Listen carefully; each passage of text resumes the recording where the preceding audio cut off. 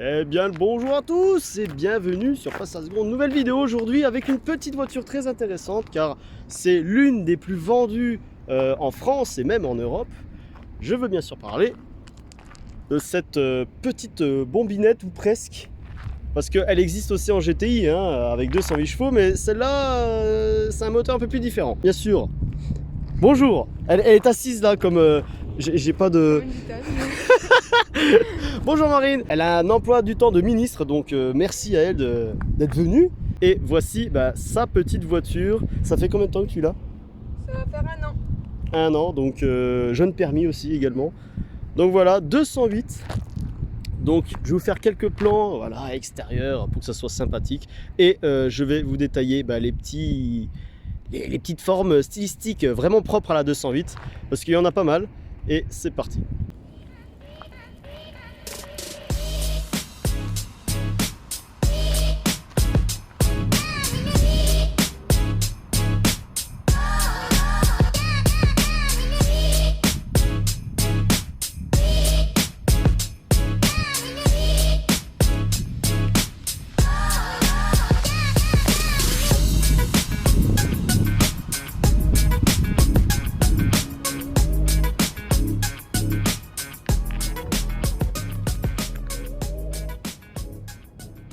Donc voilà, en plus elle a lavé la voiture pour l'occasion, donc je te remercie, elle est toujours par terre, elle est toujours là, elle n'a pas changé. Donc 208, c'est la remplaçante tout simplement de la 207. Alors normalement, les générations suivantes des voitures, ça grossit, et elles grossissent de plus en plus.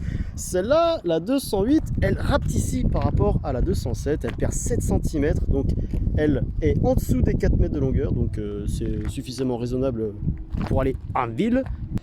Alors celle-ci c'est une finition basique. Alors, donc on va voir les finitions, les détails de l'extérieur, mais là elle est trop pressée de nous montrer le moteur, donc vas-y je t'en prie. Alors le moteur c'est un 1,4 litre HDI. 1,4 litre HDI, donc c'est un diesel quand même, c'est respectable. Combien de chevaux? 68. 68. On n'atteint même pas les 70 chevaux, bon 68. À mon avis elle doit peser environ la tonne. 1 tonne 100. Exactement. Ah, 1 tonne 100 quand même. Donc ça pousse pas... Oh, tu couperas. Tu couperas. Ça pousse pas de fou furieux. Voilà, il n'y a pas de cache, t'as tous les fils qui dépassent, c'est génial, c'est propre. C'est un moteur généralement fiable ou... Dites-moi tout. Oui, sauf le... 68 chevaux et le turbo. Et le turbo. Voilà, on te l'a cassé et on t'a mis un autre défectueux. Donc j'attends le 3e. Il n'y a que des problèmes, Bon, tu vois, c'est bizarre l'ouverture du capot parce que nous avons une énorme masse de plastique là comme ça ça fait très bizarre. Alors vu que le capot il est très plongeant, on va d'ailleurs refermer le capot, on va voir. C'est le premier détail de carrosserie. Voilà, donc là on a un capot assez plongeant qui suit à peu près le même angle que le pare-brise. Donc ça rappelle encore les Peugeot d'avant, 206, 207, où franchement le capot descend bien bas. Et c'est pareil pour cette 208. Donc 208 apparu en 2012, donc ça a remplacé, oui effectivement comme je vous l'ai dit, la 207, et ça a concurrencé les Polo, voilà, de cette époque là. C'est la référence d'avant. Donc la 208 est là pour un peu niquer un peu tout le monde, et je pense que Peugeot a réussi son coup, parce qu'avec 2,7 millions d'exemplaires vendus, dont toi déjà, 9, attention, 9 d'occasion. Je sais pas si à mon avis d'occasion il y en a vraiment des tonnes.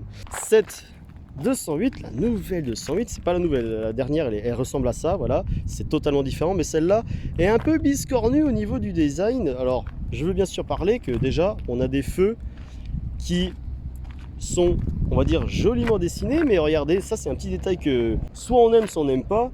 Mais voilà, regarde, par exemple cette petite encoche là, voilà, qui renferme les feux de jour, ça fait vraiment un feu très dessiné avec pas mal d'angles, pas mal de traits. C'est pas un feu très simple, carré, machin, non. Là on est vraiment sur un feu assez effilé qui s'étire loin derrière, voilà, et ça lui donne une petite personnalité fort sympathique.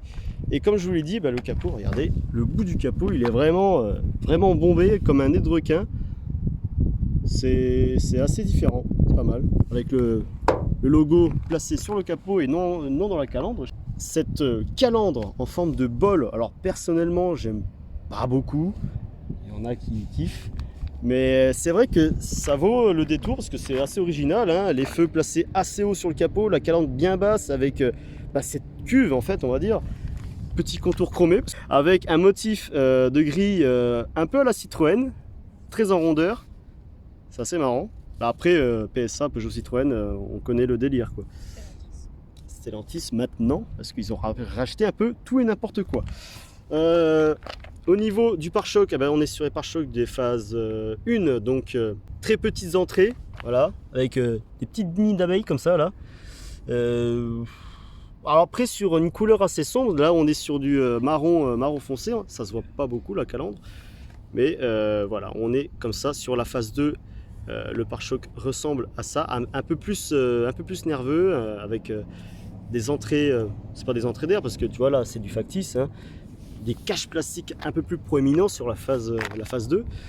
Alors sur une finition un peu plus haute, ici nous avons l'anti-brouillard, hein, voilà, cette voiture peut être équipée d'anti-brouillard avec ce petit contour chromé qui rajoute un peu plus de classe à la 208. Ici on est vraiment sur du full plastique noir, mais ça va avec la couleur sombre générale de la voiture. Voilà, sur le capot, je reviens encore sur le capot, nous avons cette petite ligne qui entoure le logo du lion, qui donne un peu plus de nervosité à ce capot là. Et encore une fois, alors là des encoches, il y en aura plein ici sur le capot. Ça ressemble d'ailleurs un peu à la 206 à mon avis, je vous envoie une photo. Et voilà, ces petites encoches sur le bout du capot qui laissent passer bien évidemment les essuie-glaces. Après sur le côté, alors ça ressemble terriblement, alors c'est un petit clin d'œil à la 206. Je veux bien sûr parler de l'aile avant qui a une forme comme vous pouvez le voir sur cet angle là, je pense, voilà, un peu bombé ici comme la 206. Alors franchement les pros Peugeot reconnaîtront un peu ce clin d'œil là et c'est assez marrant à regarder. Et avec toujours ici sur la ceinture de caisse, cette petite encoche qui vient beaucoup plus bas, qui vient englober le rétroviseur. Ils auraient pu faire une ceinture de caisse qui reste à cette hauteur là, ce niveau là, ça aurait fait déjà un peu plus de style parce que une surface vitrée moins importante. Non, bon, ça a été décidé comme ça et c'est plutôt voilà, c'est rempli de détails et c'est comme ça qu'on aime la 208. Donc voilà, ce petit détail là, là on le voit bien là ce bombage au niveau de l'aile qui ressemble fortement au passé avec les 206. Regardez, même l'aile arrière, c'est assez travaillé, c'est pas du tout plat. Alors d'habitude c'est le cas dans des voitures de cette gamme là, donc assez petites.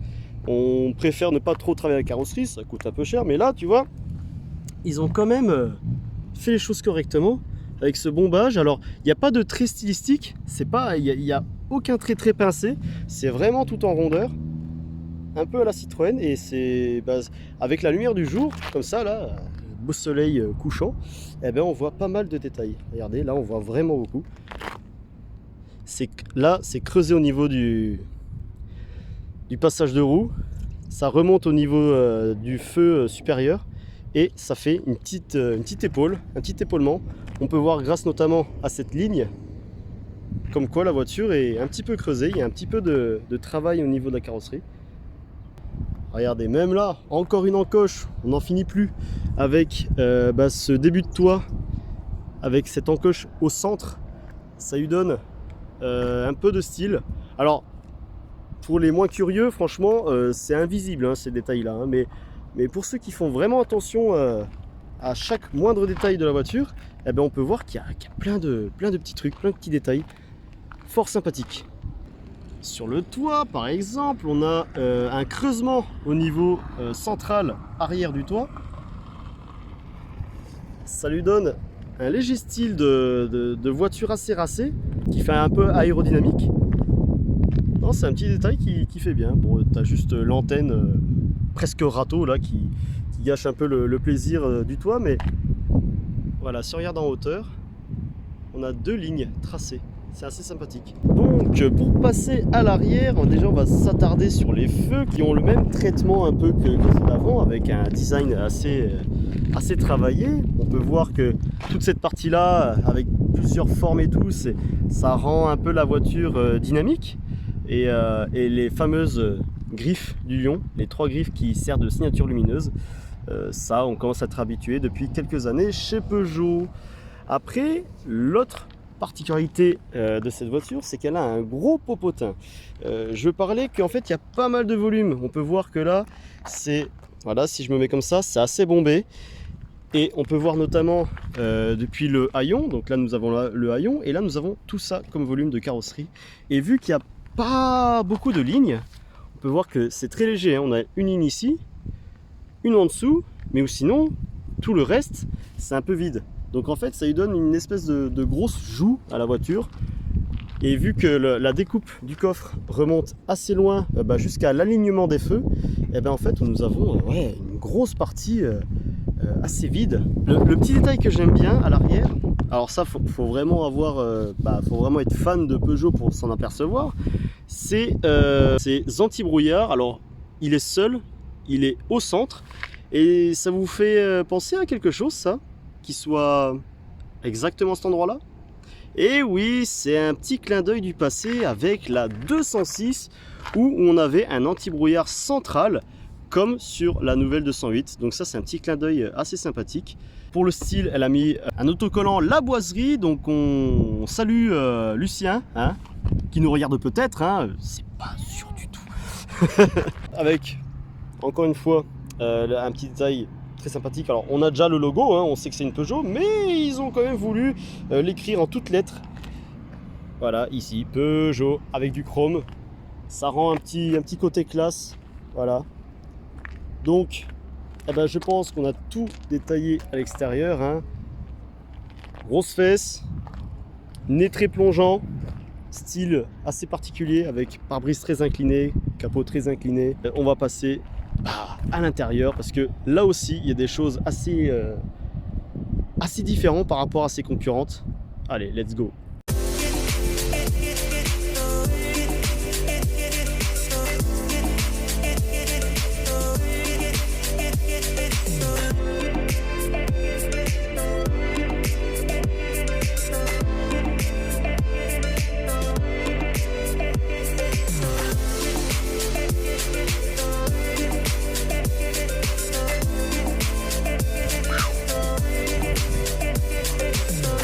Donc, on va déjà faire la contre-porte.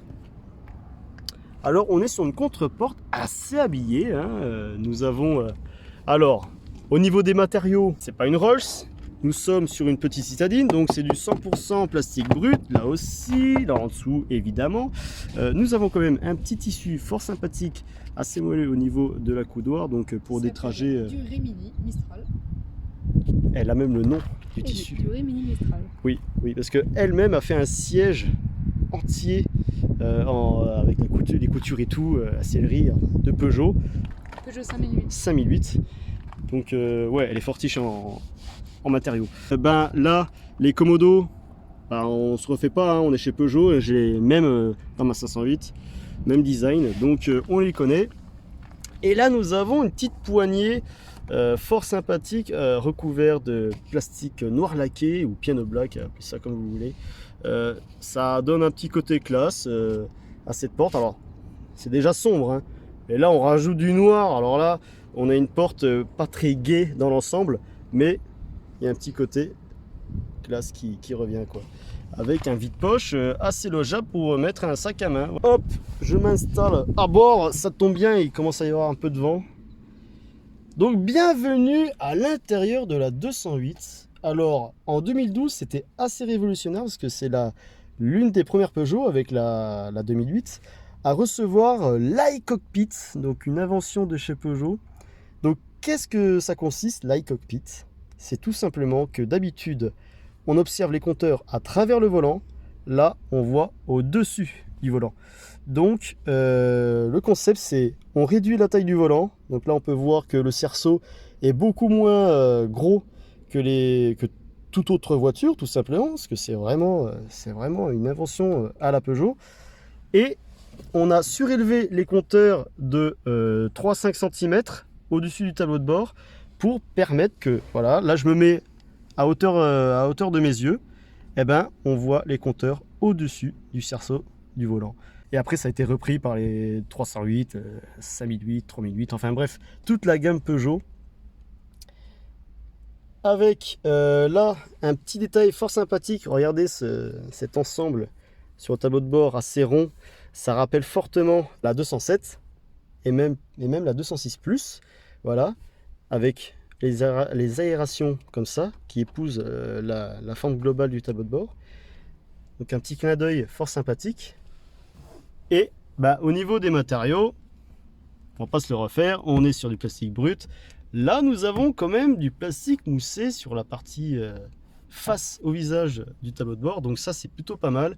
Déjà à l'œil c'est agréable, et au toucher, parce que peut-être voilà, en ouvrant la boîte à gants on touche un peu cette partie là, et ben c'est quand même plus agréable que du plastique brut. Donc ça j'aime bien. Voilà. Le volant, on n'est pas sur du cuir mais on est sur du plastique, hein, donc c'est un volant simple mais révolutionnaire tout de même, avec cette petite partie. Alors ça voilà, ça se voit en plus, hein. C'est pas de l'aluminium, c'est vraiment du plastique. Ça fait un peu de tache quand même à la vision, mais au moins ça, vu que le volant il est noir de base, rajouter ça, même si c'est pas beau à regarder, bah au moins on a quelque chose de brillant sur l'ensemble du cerceau. Donc petit volant sympathique avec bah, vraiment le strict minimum en bouton, hein. C'est parce qu'on n'a pas un espace énorme pour placer tout le bordel. Donc là, bah, comme toute voiture normale, du coup, ça se passe au commodo à l'arrière du volant. Les compteurs, voilà, les compteurs sont assez bien travaillés, ils sont assez jolis, très lisibles. Et sur la 2008, tu as les contours, les compteurs là, qui est éclairé avec des LED bleues. Alors là on est sur une finition de base, hein, donc là nous avons tout ce qui est climatisation manuelle, machin, on règle vraiment tout le temps, c'est pas automatique. Donc 3 gros boutons insérés dans du plastique brut mais brillant, voilà, c'est pas un rendu granuleux comme on peut voir sur les portes. Donc non, franchement c'est propre. Avec le levier de vitesse, il a un design assez sympathique quand même, assez beau. En plastique aussi, un plastique légèrement moussé, voilà. Après, ce qui est dommage sur ces leviers de vitesse, quand c'est pas en alu, bah là, voilà, on est sur un revêtement assez plastique. Et puis, bah, au bout d'un moment, alors sur celle-là, c'est pas le cas, mais avec le frottement des mains et tout, eh ben, on perd un peu les numéros, les chiffres. Donc, c'est pas grave, hein, c'est pas ça qui va empêcher de conduire, mais pour la propreté, la beauté du truc, c'est un peu dommage, quoi. Alors là, je sais pas pourquoi ils ont mis ça, mais c'est un petit détail qui, voilà, ils ont mis un embout en alu, comme ça. Comme ça. Comme ça. Non, je sais pas ce qui s'est passé dans la tête des designers. Ils auraient pu continuer avec du plastique noir laqué. Non, là, c'est peut-être pour le... Non, j'ai pas d'idée là-dessus. Donc voilà, là, derrière l'écran tactile, nous avons un revêtement en plastique noir laqué. Voilà, ça habille un peu le tableau de bord. Là aussi, le contour des aérations qui sont assez effilés, assez fins, assez jolis à regarder. Donc oui, malgré plus de 10 ans d'âge, on est sur un intérieur qui a pas mal bien vieilli, on va dire. Alors je fais référence à l'extérieur quand j'ai fait le tour. L'encoche qu'on a vu en dessous du rétroviseur, eh ben, ce qui est dommage, c'est que là on a rajouté un vieux truc plastique. Ouais, on dirait que c'est du rajouter. On pose ça là parce que oui, de base, bah, le contour de vitre commence à cette hauteur-là, et avec l'encoche qui descend ici, eh ben, ils savaient pas comment habiller et ils ont mis un cache-misère, on va dire. On va passer à l'arrière. On va voir s'il y a de la place. Alors, ton siège est réglé à ta taille, c'est ça? Oui. Eh ben, je m'installe à l'arrière. Donc, je vous rappelle, je mesure 1m65. Ne vous moquez pas, c'est assez petit pour un garçon. Alors, avec conduite dynamique, le dossier incliné. Alors, je ferme la porte. Ça sonne creux. Mais c'est ça qui est beau. Alors, oui, contre-porte, voilà, je sais pas si... Voilà. C'est à peu près le même traitement avec finition de base À l'ancienne. Ah,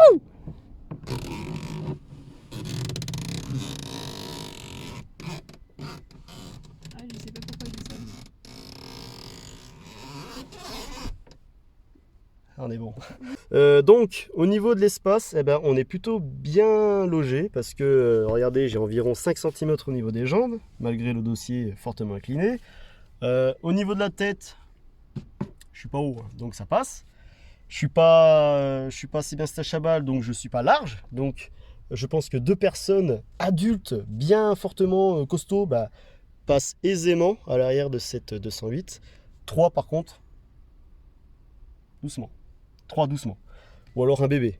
Mais le pauvre, il sera un peu mal positionné. Le plafonnier en blanc-gris, je suis pas fan parce que ça salit pas mal. Regardez par exemple à l'image de cette tache. Ah, à noter, je sais pas si c'est comme ça dans chaque finition de la 208, mais il n'y a pas de poignée de maintien, voilà, sur toutes les portes. Il n'y a pas ça. C'est une option. Donc voilà, faut débourser, je sais pas, 100 € pour avoir ça. C'est génial. La place du milieu. Attendez. Alors, nous avons un petit tunnel de servitude. Donc, pour placer le pied, c'est un peu relou. Après, ce siège-là, il est vraiment bien reculé, donc c'est peut-être normal. Petit range-gobelet à l'arrière. Fort sympathique. Pour ceux qui boivent de la bière, on est là. Voilà, comme nous. Exactement. Le frein à main, le bon vieux frein à main. Je sais pas si tu t'amuses avec. Si, voilà, donc c'est des... Voilà, gros drift sa mère, bon, c'est parfait. On change une deuxième fois du coup. Ah ouais? Avec une sécurité cette fois. Donc allez, on va squatter un peu le coffre. Ouverture non électrique. On a un seuil de coffre assez haut placé, donc pour transporter des choses lourdes, c'est un peu relou. Après voilà, c'est du revêtement plastique, on s'en fout, mais attention à la carrosserie. Ou sinon, on est sur 273 litres de volume de coffre. Donc, pour une citadine de cette taille-là, ça va, ça passe. On peut mettre 2 cadavres dedans, si on coupe un peu le tronc. Mais non, ça va, ça c'est logeable. On n'a pas de cette partie-là creusée pour donner plus de largeur de volume. Non, ça reste bien. Puis si on rabat les sièges, je ne sais pas le volume, mais ça doit être plutôt assez logeable. Et vu que malgré la haute découpe, eh ben, on a une découpe assez large, on peut voir que là, on a pas mal de distance. C'est pas comme une Mercedes où la découpe descend vraiment en douceur. Là, on a une ouverture assez large, assez haute. Eh ben, on peut rentrer des choses assez encombrantes facilement. Bon, allez. La partie conduite, les enfants. Attends, c'est pas ça. Il est apparemment trop allongé. J'aime bien avoir la conduite de pépère, moi, c'est un truc de fou. Le vieux démarreur. Ah, alors ne faites pas gaffe à ce petit voyant moteur, c'est juste le turbo, toujours. Le turbo, on est bien d'accord. Alors, c'est parti, bon vieux frein à main. Je passe la première, on va voir ce que ça donne. On est sur un diesel, donc très coupleux à bas régime. Bon, j'en profite qu'on soit sur un parking un peu défoncé pour noter le confort de suspension. C'est plutôt souple. Donc ça c'est plutôt agréable. Et puis quand on est une citadine, au bout d'un moment donné, on passe des trottoirs. Donc les trottoirs à tape-cul, c'est un peu pénible. Là, ça a l'air d'aller. Donc on est sur un 1,2 litre 68 chevaux, c'est bien ça? Oui. Donc 1,4 litre.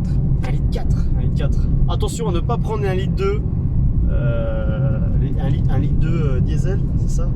Ou essence. Il y a des gros problèmes sur les 1,2 litre essence. La courroie trempe dans l'huile. Voilà, la courroie trempe dans l'huile, donc il y a des casses moteurs au final. Chaud.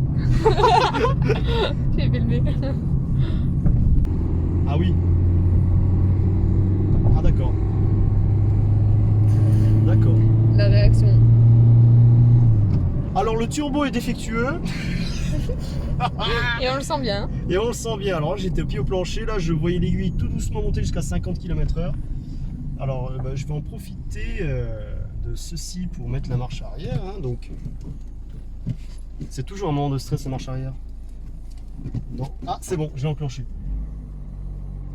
Que je comprenne le truc. Donc, la boîte de vitesse, parlons de boîte. On est sur une boîte qui est pas mal, voilà, qui est assez agréable quand même. Ça s'étage plutôt bien. Donc, alors après avec tout le système de iCockpit, c'est assez bien. Alors attention, hein, c'est bien pour certaines personnes, mauvais pour d'autres parce que du coup, alors si on est trop petit ou trop grand, ça dépend la taille de la personne. Et ben le cerceau haut du volant peut cacher une partie du compteur. Alors, je vais voir au niveau du couple si ça a de la reprise, je sais pas, en troisième. Alors je passe à seconde, j'accélère à fond. Il n'y a plus de turbo, il n'y a plus rien. Là j'ai l'impression qu'on est sur un atmosphérique. Mais c'est ça qui est beau. Au niveau du comportement routier, alors déjà le volant n'est pas, il est pas droit. Il doit être comme ça, mais là, ouais. Alors elle a plus de 10 ans la bagnole, hein, donc voilà. Hein. Mais tu vois le fait que le nouveau système, enfin le nouveau design des volants, très petit et tout, ça fait un peu karting. C'est plutôt pas mal. Non, la direction est assez souple. En ville, ça doit être assez agréable. La mienne, oui, vu que la crémaillère est neuve. J'ai senti un truc. Oui, mais c'est normal. Ah d'accord. Ouais, ils ont mal refait l'aile en fait. Ouais. Merde. Le plastique, mais faut juste que je le rechauffe. Donc. Bref, passons.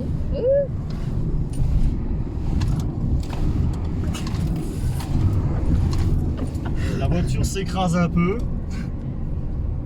Mais avec le... Non, c'est assez agréable. Bon, voilà, elle a tendance à... Machin. Les suspensions sont assez souples, comme je vous l'ai dit.